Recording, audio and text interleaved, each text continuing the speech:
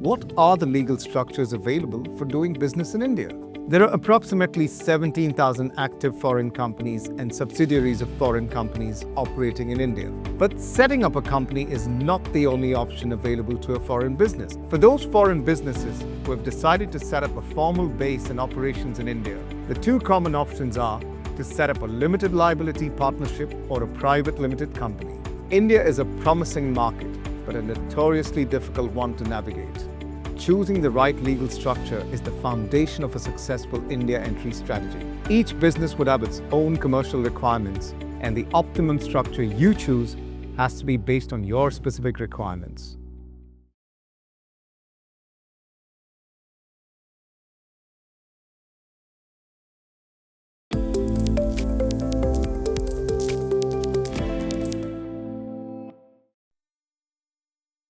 Hello and welcome back to the Veyrah Law series. In our last episode, we discussed the Indian judicial system and related enforcement risks that any foreign business should keep in mind while investing in India. But if you have decided to accept those risks, what are the legal structures available for doing business in India?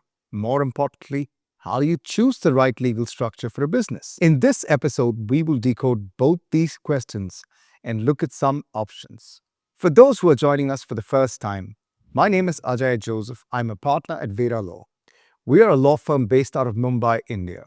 You can find more information about me and the firm on our website in the link provided below. Before we go ahead, a few reminders from our disclaimers. These videos are not meant as advertisements or solicitation for work. The information shared here does not constitute legal advice. Please always consult your own advisors before making decisions. And once again, please read the full disclaimer thoroughly. With that out of the way, let's move on to our topic for the day. Before we get into the structures, let's take a brief look at how the system evolved and opened up over the years. After India's independence, India's economy was tightly regulated under what came to be called the License Raj, with foreign investment allowed only in exceptional cases and always subject to strict government controls. Things began to change with the 1991 economic reforms, when India liberalized its FDI policy and created structured pathways for foreign investors. Fast forward to today, India's FDI regime is relatively much more open. In the financial year 2024-25, India recorded an FDI inflow of approximately $80 billion. There are approximately 17,000 active foreign companies and subsidiaries of foreign companies operating in India. But setting up a company is not the only option available to a foreign business. As an investor, you can broadly enter the Indian market in two ways: without setting up a physical presence, or by establishing a physical presence. Let's take a closer look at both. First is without a physical presence. If you want to explore India and engage with the Indian market without setting up an entity on the ground, you can consider some structures. A direct export arrangement, where you can sell goods or services directly from your home country to Indian buyers. Franchise or collaboration agreements. License your brand, distribute products, or collaborate with Indian partners. These models are simple and generally low on compliance, but also with less control over operations. The second option is with physical presence. If you want a real base and a deeper market presence in India, you can set up one of the many options.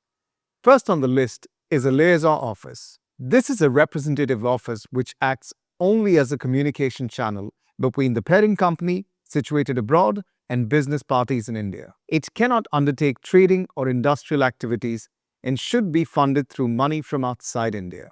Second is a branch office.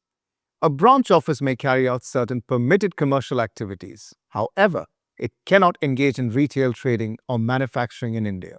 Next is a project office. This is usually set up for executing a specific project, mostly in infrastructure or construction. Similar to a branch office, a project office can also undertake revenue-generating activities within a limited scope. What is important to note is that in none of the three options we discussed does the foreign business have a separate legal entity in India.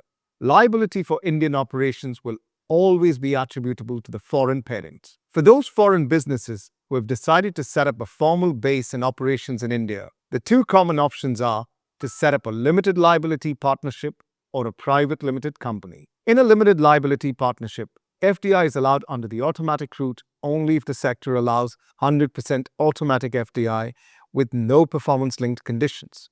We have briefly touched upon this in earlier videos.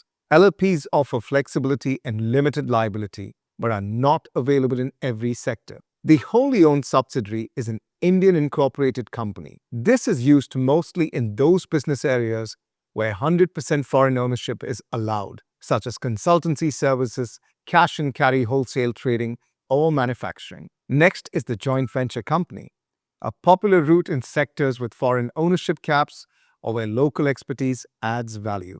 Typically structured as an Indian company with equity participation from both foreign and Indian partners.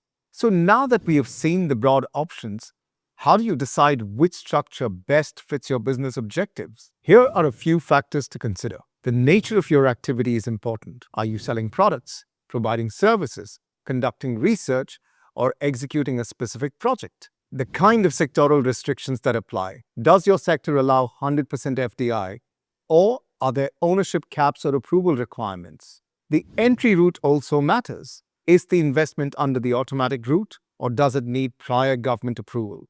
What kind of compliance burden exists? What reporting, tax, and regulatory obligations apply? Each structure usually comes with different reporting and tax obligations under exchange control, company law, and sectoral laws. Your strategic goals matter. Do you want full control, a local partner, or just a representative presence? Once you've taken into account these factors, you would be in a better position to take some broad calls on what works for you. In our view, we would assess the various options in 3 buckets. Without a physical presence, this works best for testing the waters or for businesses that can operate remotely and local operations are not essential. Liaison branch or project office. They are useful for specific limited functions or short-term projects. An LLP or wholly owned subsidiary or joint venture company. These are best suited for long-term growth, deeper market engagement and participation, full-scale operations, and sector-specific expansions. Generally, we recommend a conventional private limited company for most foreign businesses who have long-term plans in India. If you have local partners, you could structure this as a joint venture. But if you intend to use the Indian operations as an outpost to support global operations, a 100% wholly owned subsidiary would be a better option. Whatever be the option, assess the legal feasibility, compliance requirements, and strategic fit carefully before committing capital. As we have mentioned in our earlier videos, India is a promising market, but a notoriously difficult one to navigate. When it comes to the Indian market, the quote by George Box applies aptly. All models are wrong, but some are useful.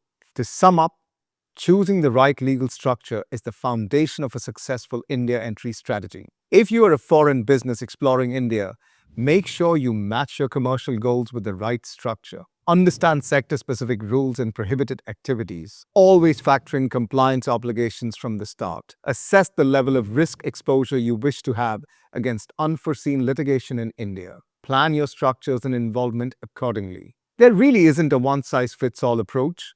Each business would have its own commercial requirements, and the optimum structure you choose has to be based on your specific requirements. We will continue to build on this in upcoming episodes with deeper dives into specific sectors. For now, thank you for watching, and if you found this video useful, please share it with your network. And if you have any questions or comments, please share it in the comments section or send us an email. Someone from the team will surely respond. Thank you for watching and see you in the next video.